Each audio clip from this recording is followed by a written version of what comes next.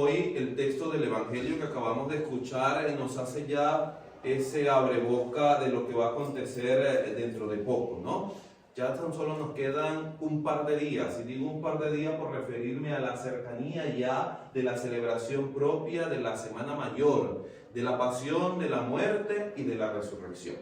Hay quienes dicen que este texto precisamente del Evangelio de Juan es ese como condensar el misterio propio de la misión que tiene Jesús o a la que vino Jesús al mundo, ¿no? Comienza diciendo que unos griegos que fueron a la fiesta en Jerusalén querían hablar con Jesús. ¿Qué sucede con estos hombres? Considerados paganos, pero paganos de alguna manera que estaban en ese proceso de conocimiento de... Y parece que tenían cierta curiosidad por encontrarse con Jesús, de quien a lo mejor habían oído hablar mucho. Ojalá que como estos griegos nosotros también tengamos esa curiosidad siempre de conocer más de cerca a Jesús, de estar cerca de Él. Y ojalá que también nosotros podamos pedir ese conversar con Jesús, encontrarnos con Él. Empieza entonces la petición y se da una intervención de Jesús espectacular. Y quienes dicen también que allí se encierra todo lo que va a acontecer más adelante en el Getsemaní. Y todo ese relato cuando comienza todo el tiempo de la pasión, que lo escucharemos, si Dios quiere, dentro de una semana, ¿vale? Ahora bien, ¿qué tiene de importante este texto en relación al acontecimiento que vamos a vivir? Uno, el Señor anuncia ya de cómo va a morir, ¿no? El Señor ya nos dice, quizás no la forma en que esto sucede, sino la intención que tiene con este acontecimiento, la salvación. Por eso dice, si el grano de trigo no cae en tierra y muere, queda infecundo, pero si muere, dará vida. Recordando entonces que la muerte de Jesús en la cruz y todo ese acontecimiento tiene un sentido específico en nuestra vida, porque Él nos otorga la vida y porque quiere que nosotros también participemos de esa vida. No hay entonces un sentido para todo esto. Imagínense, si no existiese la resurrección o si no hubiese sido de esta manera, ¿qué haríamos nosotros aquí? ¿Cuál sería el sentido entonces de hacer todo un camino, de hacer toda una preparación? No solo el camino de la Cuaresma que estamos haciendo o que ya estamos por terminar, sino el camino que vosotros hacéis, la preparación que vosotros hacéis. Todo ese prepararnos, escrutarnos, revisarnos, mirarnos, celebrar, vivir y convivir. ¿Qué sentido tiene si no hay algo mucho más grande al final de este camino? Y la experiencia propia del cristiano nos viene a decir a cada uno de nosotros que si no hay algo allá al final, entonces no querré caminar, entonces me desviaré y entonces me iré a otro lugar. Por eso el mundo nos ofrece tantas cosas y por eso en el mundo hay una enredadera completa de caminos en la cual nos podemos confundir. Nos podemos confundir, pero ya el texto evangélico nos dice cómo es el camino que nos lleva a la salvación. Y una alegoría a ello, una imagen propia de ello, es el camino que Jesús hace a la cruz. ¿Qué significa esto? Que vosotros también y yo tenemos que hacer ese camino. Un camino en el que primero, cargar con la cruz, nos dice ya el texto evangélico. Debemos cargar con nuestra cruz. Segundo, van a acontecer muchas cosas. Nos vamos a encontrar a mucha gente por el camino, ¿sí? Vamos a tener una relación, un contacto con otro que hará del otro que siga el camino conmigo o que se desvíe. Porque somos testimonios para bien o para mal de eso también. Dice la meditación del Vía Crucis que Jesús se cayó 3 veces. Pudo haberse caído muchas más, o pudo haberse caído menos. Es que lo importante aquí no es la caída, sino el que tuvo la fuerza para levantarse. Y si Jesús, siendo Dios, se cayó, y 3 veces, ¿cuántas veces no nos vamos a caer nosotros? ¿Cuántas veces tú y yo no tenemos que caernos? Caernos no para quedarnos allí, sino para aprender a levantarnos. Y cada día que eso acontezca, cada experiencia que vivimos, nos va dando la fortaleza, sí, para levantarnos. Y no es que mientras más camine, es más fácil el camino. No, se torna quizás a veces mucho más difícil. Solo que ahora tienes la experiencia para afrontar esos acontecimientos dentro de tu vida.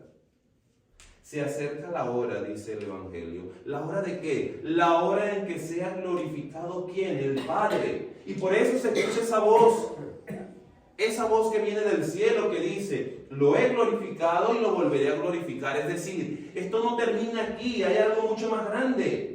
Y la experiencia de amor de Cristo en la entrega se da precisamente porque la glorificación propia del Padre está en la indignidad, en la miseria, en el pecado de cada uno de nosotros. Porque es allí donde se manifiesta el amor, la misericordia, el perdón, la gracia inefable que tiene el Padre para con sus hijos. Porque nos ama. Y nos ama tanto que nos perdona aún los pecados mucho más graves que podemos cometer. Yo siempre le recuerdo a la gente que no hay pecado tan pequeño que no pueda ser perdonado, ni tan grande que no merezca el perdón de Dios. No hay una manera entonces de engañar a Dios, ni siquiera cuando quiere manifestarnos ese amor, ni siquiera cuando nos quiere perdonar, porque lo hace simple y sencillamente porque Él quiere, porque es así, porque nos ama. Imagínense por un momento si todo eso se diera por mérito nuestro. Si yo tuviese que ganármelo, ¿será que me lo ganaría? Y vosotros, ya que conocéis tu propio camino, tu propia historia, la historia a veces que no queremos aceptar o que no queremos vivir, la historia que a veces como que va en desacuerdo con lo que yo quisiera o lo que yo creo es. Pero es que la cosa está en que cuando emprendemos este camino, hacemos el mismo camino de Cristo. Y Él mismo ha dicho, es que mis caminos no son tus caminos. Y por eso no los comprenderemos. La glorificación del Padre, de la que hoy nos habla el Evangelio, es precisamente el hecho de saber que Cristo, conociendo esa realidad y esa misión, se entrega. Y los judíos, luego de esto, ya dijeron, no, aquí ya está destinado, es preferible que muera un hombre por el pueblo. Ya ellos habían determinado cuál iba a ser entonces la sentencia para un hombre que ni siquiera todavía había sido llevado a juicio. Ni siquiera había sido llevado a juicio. Y ya ellos habían determinado cuál era el castigo. Pero ¿por qué sucede esto? No porque ellos hayan querido castigarle, sino porque Jesús simplemente se entrega. Es en el que se da. ¿Y se da por qué? Porque sabe que a través de todo ese acontecimiento viene algo mucho más grande que sorprenderá al mundo entero. Y lo sorprenderá ¿por qué? No por el hecho de la resurrección, esto ya había acontecido. Aconteció con Lázaro, por ejemplo, sino que esta resurrección marcaba el inicio de ¿qué? De la verdadera vida, no de la que estaban viviendo en aquel momento y ni siquiera de la que estamos nosotros viviendo ahora. La vida que permanece, la vida que se da para el futuro, la vida a la cual ustedes y yo hemos sido llamados a participar. ¿Hemos respondido entonces a ese llamado? Nuestros primeros padres, todo el pueblo de Israel nos recuerda la primera lectura del profeta Jeremías, que se establece bajo una alianza, pero una alianza que en muchos momentos fue quebrantada por su pueblo. En muchos momentos el pueblo de Israel se torció, se fue para donde no era, empezó a hacer otra cosa. Ellos se equivocaron también, pero una alianza que hasta cierto punto permanecía porque así lo quería el Señor. Pero ahora se establece una nueva alianza que se da en la entrega propia de su Hijo, una alianza que permanece, una alianza que no será entorpecida por ninguna decisión del ser humano, ninguna decisión nuestra. Él se mantendrá allí y nos ha otorgado esa vida y esa vida será para nosotros siempre. Ahora, el problema está en que nosotros a veces no nos decidimos si la queremos o no la queremos. La decisión está en nuestras manos entonces. ¿Que necesitamos ayuda de Dios? Sí, sí la necesitamos. ¿Por qué? Pues somos débiles, porque fallamos, porque nos equivocamos. Y sí que la necesitamos. La diferencia en esto está en que no es solo necesitarla, sino que también hay que pedirla. Y a veces nos creemos tan autosuficientes que pensamos lo podemos solucionar todo. Y eso no es así.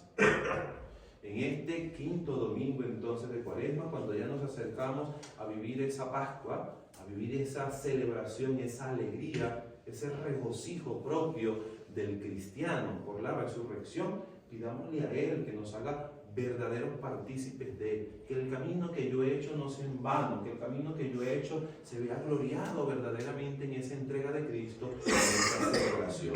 Y que ese día, cuando juntos también dancemos en la alegría del cristiano por la resurrección, no solo sea una cuestión externa, sino que internamente nosotros lo vivamos también plenamente. Jesús se ha entregado, por eso Jesús es sacerdote, víctima y altar. Él se convierte entonces en la totalidad del sacrificio, en la totalidad de la alianza para entregarse por cada uno de nosotros. Que así sea.